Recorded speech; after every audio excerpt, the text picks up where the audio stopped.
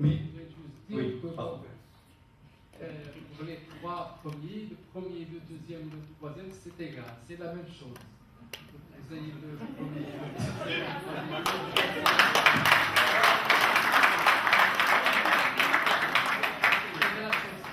Bon, et ça, tous les psychologues le disent. Et nous, en tant que parents, on dit, bon, notre enfant, il faut que tu sois le premier. Mais dans la classe, il n'y a qu'un seul qui peut être le premier. Donc, et ce n'est pas parce qu'il est le premier qu'il est le meilleur.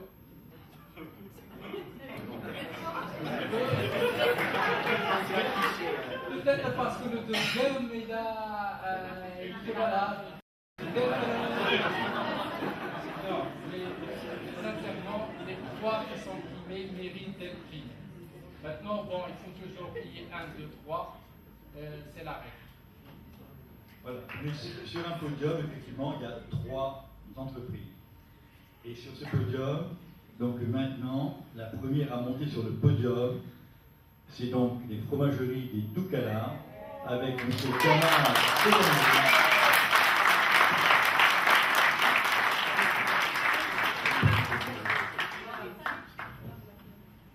Voilà un grand moment émouvant.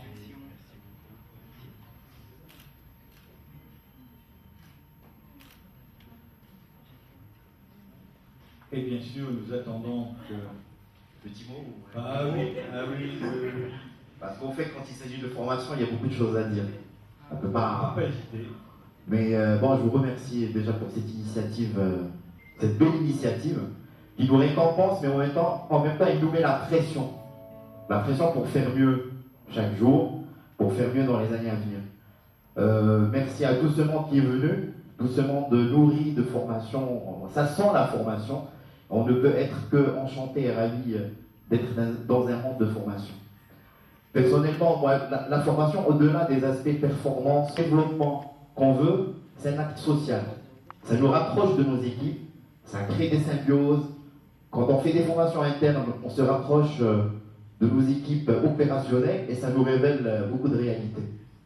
Et franchement, le volet formation, et je conseille tout le monde de le mettre dans les priorités pour pouvoir suivre le monde qui bouge aujourd'hui. Et puis derrière ce travail, donc il y a toute une équipe. J'aurais aimé rappeler les 300 personnes qui sont à l'usine, qui sont en ce moment-là en train de produire. On ne peut pas le faire, mais bon, il y a une bonne partie de l'équipe, je les appelle pour partager avec moi ce moment de succès.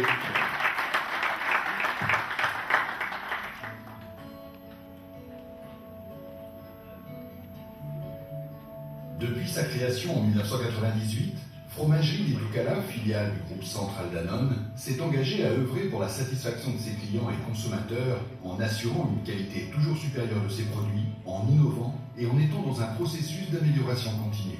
Par ailleurs, nous nous engageons à réussir une croissance soutenue dans le respect de notre environnement, de protéger la santé et la sécurité de nos collaborateurs et plus encore en mobilisant l'ensemble de tous les intervenants partenaires autour de notre démarche intégrée de qualité et sécurité. Notre usine est un espace de réalisation, de défis et de progrès, où bat inlassablement le cœur de notre entreprise grâce à nos ressources humaines dont les actions de formation deviennent de véritables processus de changement en partant d'une analyse fine des besoins et d'outils pédagogiques innovants. Nous sommes convaincus que les formations qui répondent le mieux aux exigences contraintes du terrain sont le mixage entre les formations actions qui se font au quotidien sur le poste de travail et aussi le bénéfice d'utiliser les réseaux et travailler en networking avec ses pairs au sein du groupe ou même au-delà du groupe, en se mettant en veille sur les best practices et bien entendu faisant recours aux formations en classroom ou le déploiement prochain en e-responsabilité partagée avec les managers en les invitant et encourageant à transférer leurs expertises. Implication de la hiérarchie par une mobilisation réelle et durable dans le processus de formation depuis la définition de la stratégie, sa mise en œuvre et la mesure de l'impact sur les performances. Une pépinière du futur manager de proximité. L'école de la polyvalence chez Fromagerie Deducala est une réussite. Elle est considérée parmi les meilleures best practices grâce à plusieurs facteurs. D'abord, grâce à une vision claire d'intégrer la formation et l'accompagnement de nos ressources humaines dans la définition de la stratégie globale de notre business, mais aussi grâce à la forte conviction et confiance de nos ressources internes qui portent et mettent en œuvre les différents projets stratégiques. La philosophie de l'Académie de la polyvalence s'est construite autour des axes suivants: le maintien d'une croissance pérenne, l'excellence d'exécution, l'engagement et mobilisation des équipes, l'employabilité, la flexibilité, l'autonomie et la responsabilisation de ces ressources humaines.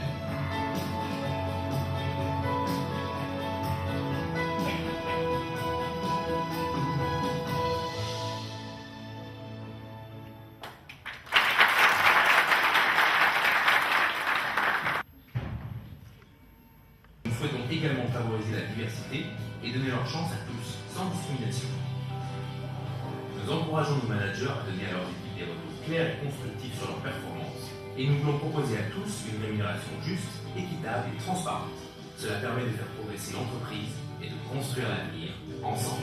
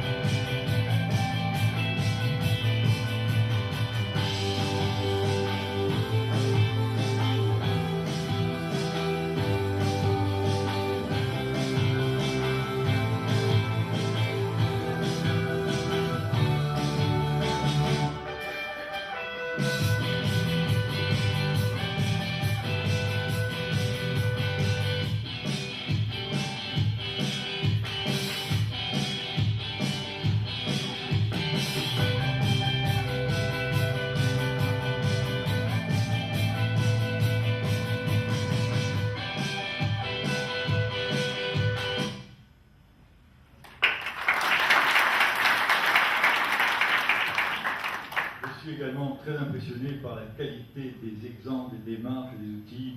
Merci donc de ce film.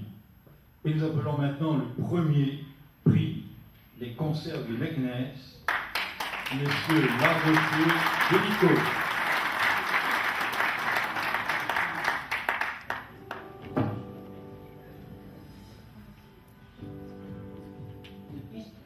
C'est un grand honneur pour moi que d'être invité à vous remettre ce trophée, M.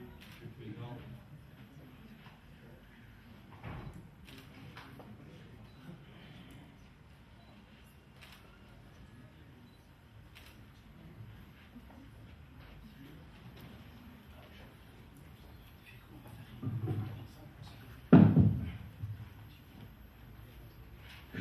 donc remercier toute l'équipe du GIAC, mais je voudrais aussi et surtout remercier mon équipe. Je profite de l'occasion qu'ils sont là pour les appeler à recevoir avec moi ce trophée.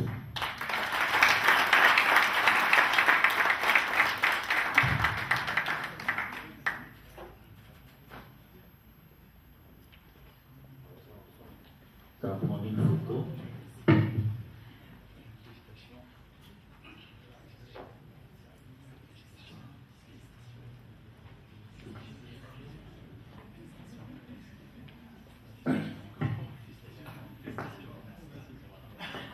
Je tiens à voir avec moi mon équipe, parce qu'effectivement, tout ce qui se fait ne peut se faire que grâce au personnel. C'est pour ça que nous veillons aussi d'avoir l'équipe dirigeante, de former nos équipes dirigeantes, mais aussi nos équipes ouvriers. Je voudrais aussi parler d'un volet que nous avons oublié pour un intitulé de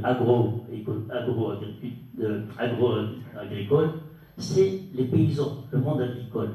Alors, si vous voulez bien, je reprendrai la parole tout à l'heure, après le film, pour vous raconter une petite histoire, 2 minutes. Merci.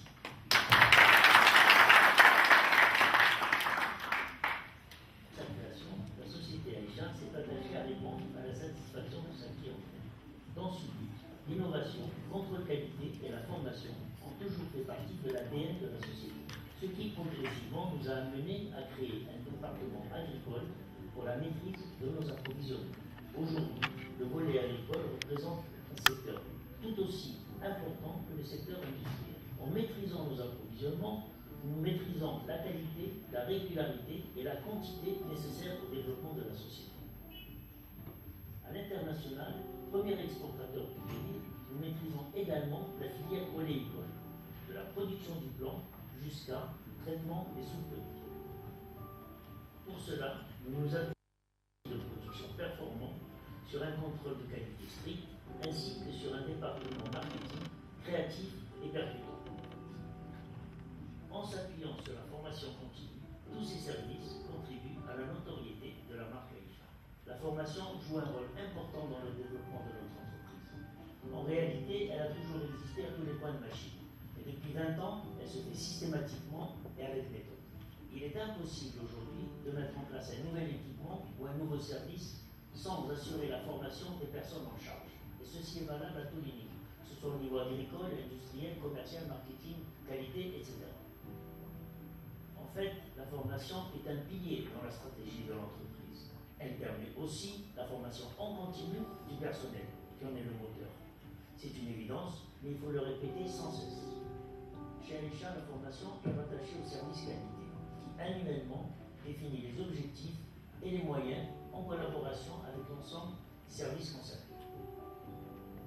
L'évaluation des résultats se fait en fin d'année, ce qui permet de définir le programme de l'année suivante. Au sein du groupe Aïcha, nous intégrons la formation comme un vecteur stratégique pour le développement des compétences des ressources humaines. Cette stratégie a été déclinée sous forme d'un plan d'action qui s'articule autour des éléments suivants. Doter nos ressources humaines de savoir, savoir-faire et savoir-être. Poursuivre les efforts de maîtrise de la qualité et de la sécurité des produits Aïcha. Et aussi accompagner le développement technologique de la société en formant nos techniciens. Ces formations touchent les volets techniques, informatiques, qualité et sécurité, communication et management. Notre service agricole met aussi en place des formations pour les agriculteurs. La notoriété de la marque Aïcha nous impose une mise à jour régulière et permanente autour du programme de formation, tant pour nos techniciens en interne que pour les agriculteurs agrégés. Ces programmes de formation, ils ont 2 buts essentiels. Un, c'est d'améliorer la rentabilité des cultures, telles que la tomate, l'olive, la framboise ou certains produits tels que les fruits rouges. Quant au deuxième point, qui est la traçabilité, ce programme de formation le permet d'assurer un produit de qualité et de là, assurer donc la sécurité alimentaire du consommateur. Nous croyons fortement qu'il ne peut y avoir d'avancée, de progrès, sont une formation qui soit basée sur la recherche et développement. En 2015, par exemple, nous avons dispensé une formation poussée sur la traçabilité, et ce, pour répondre aux nouvelles exigences de nos clients, aussi bien aux États-Unis qu'en Europe. Développer la formation professionnelle, c'est participer au développement du pays.